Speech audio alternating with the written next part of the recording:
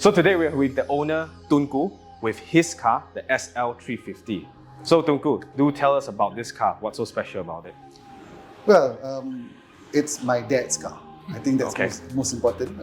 So he left us quite a lot of cars, but this seems to be the one that I've been taking care of this car more than any other car. Yeah. Over the years, been sending it to all sorts of mechanics, all sorts of paint jobs and stuff like that. So it's one of those things that the car actually was owned by a cousin of ours who was in Johor. And she's passed on. So before she did, she actually sold the car to my dad. So that's the history of the car. Right. So you've been using it since? Like, you use it often, or how does it? It started was a blue car when we got it, and we used it quite a lot with the kids. Were quite young, with the rooftop down, driving around in Damansara Heights and stuff. That we even used to take it all the way for our holidays up in Fraser's Hill. Oh wow! So we used to do that quite often, and we used to take this car up. And that's the perfect time for this car there, with the open top, driving around in Fraser's Hill those days, with the kids, and they were still very young. So what kind of problems did you have with other workshops in this car? Well, when the most latest car shop that we sent it to was most because of the engine was idling strangely. Could have been all sorts of things. So we thought it was the choke. We changed the choke, but it was still not done. But that, from a mechanical point, that was probably the first time that we ever had a problem with a car in that sense. But before that, it was always rusty quite a bit. So a lot of the rust bits, especially around here and at the back. So I've sent it. You can see. I sent it for countless times for touch-ups and stuff like that. We sent it to a paint shop in Port Klang. I think that was the real problem because the sea air was there when they did the bare metal. So I did actually visit the shop on a stormy day, and so I tend to think that was a problem. So even after that, we went to bare metal. It still started reloading stuff. I think so. Maybe when you do bare metal, you shouldn't do it in a workshop in Port Klang. Can you tell us what's the most memorable memories about this car for you? Apart from having a lot of times with the kids and driving around with my dad, especially on vintage car rallies and stuff like that. We used to do treasure hunts. Treasure hunt? But classic car treasure hunts. How does it work? Basically, you get tulips. But the tulips are with questions at certain points, so it's more cryptic kind of things. Oh, wow. What's JPM with a crown kind of thing? It could be a simple question like that, and you have to answer that, cryptically. Right. So Dad was always the one driving. I was always the one navigating and answering all these questions. Wow. Okay. So those were part of that. But the most memorable instance was where I was just telling you just now about leaking. So one day I decided to take this car to a meeting in Glenmarie, and I was actually, the office was in Kota Damansara at the curve, Right. And it was a nice bright day, so I said, why not, top down, but with the soft top up, just in case, Traffic jam, it rained, and the leak was just dripping on you. By the time I got to the meeting, I was totally drenched. Sure. Okay. And everybody was like, why? Okay. So that was it. So since then, we always had the hard top on nowadays, then the soft top. And when was that the last time you used it? That was a few years ago. That was in quite a while ago. It was probably in the 2014. Wow. Okay. So I noticed you have different rims on your car. Is there a specific reason why you have these rims? Well, one of the reasons why we actually had the original rims before, but the guy who took it off to refurbish it, when he returned it, was without the center hubcaps. So we couldn't find that center hubcaps, and we needed to. And Tuanku was coming to the house and we needed to showcase the car was just really done. So I went out to find a pair of rims. I actually like to make it a bit more modern as compared to the old rims, and I wanted it to be of higher profile or lower profile tires, higher profile rims. So do you want it with the original rims or with this? I want both. You want? Okay. I want to have that option of using. So maybe we can cut a half. So to it, but Or put two wheels on one side and two on the other side. So we also noticed that this car is much higher than, our old ones, probably because we didn't change any suspension or anything. I believe Azim has a question. Do you want this car to be lowered? No, I actually like the height it is, Right. because the fact where we actually go all the time, especially my house, we need the car a bit higher, so rather than scraping the ground and stuff like that. Azim was saying that the front is a bit higher than the back. I think so too. So maybe we can just adjust that so that it makes it much nicer. Yeah, no problem.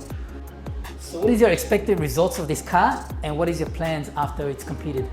Well, Azim, we really want to make sure that we're able to use it on a daily basis. That's the idea. To the condition of a daily car.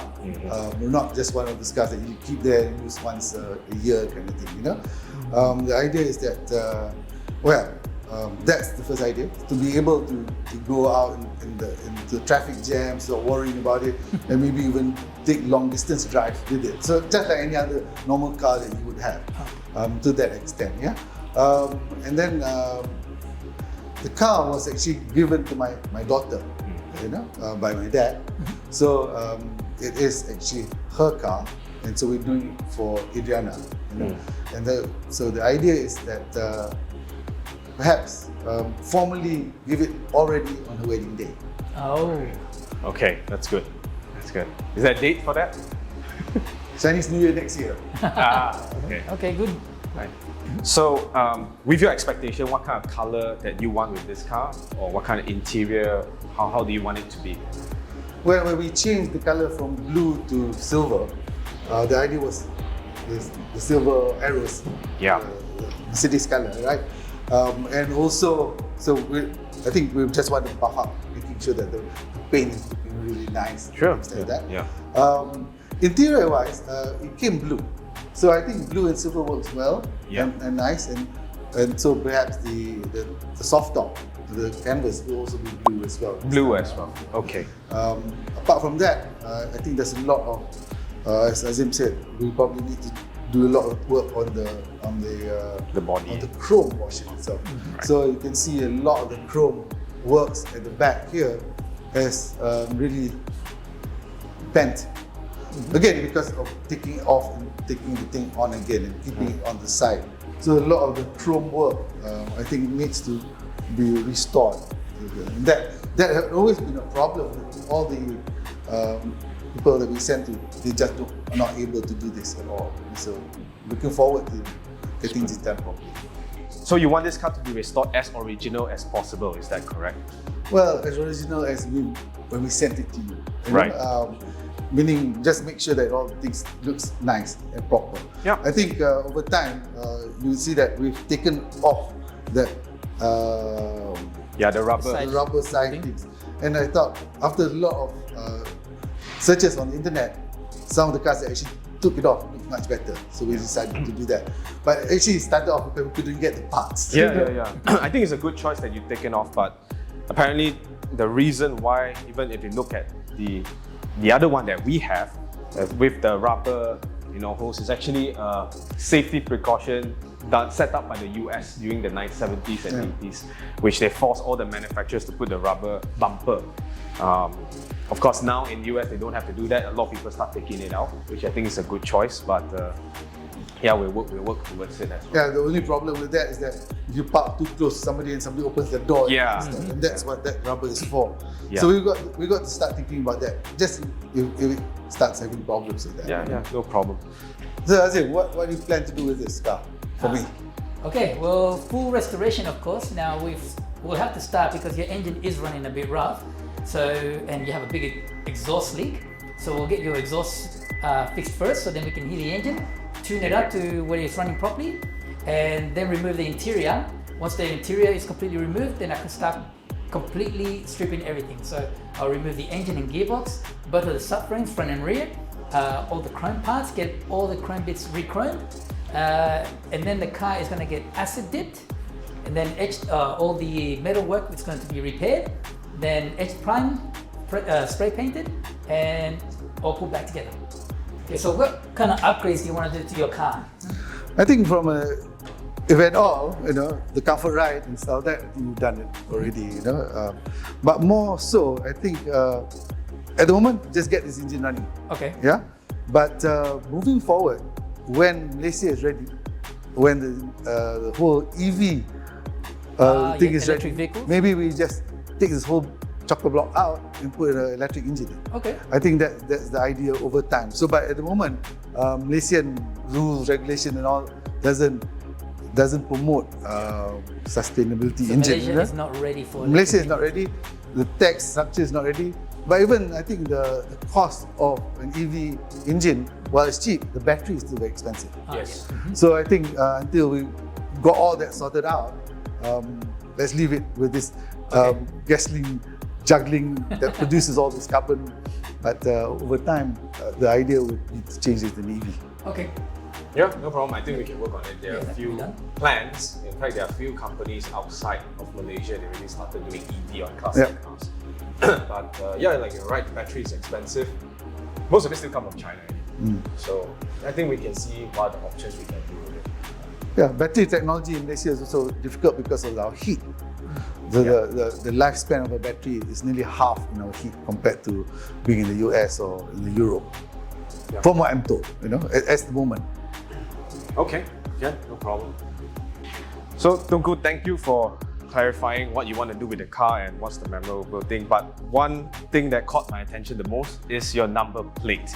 So can you tell us with this how you got this number plate and how much you think it's worth right now?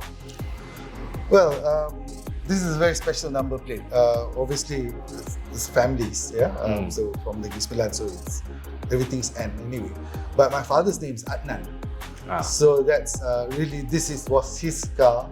He put this number on all his cars. He used only this one.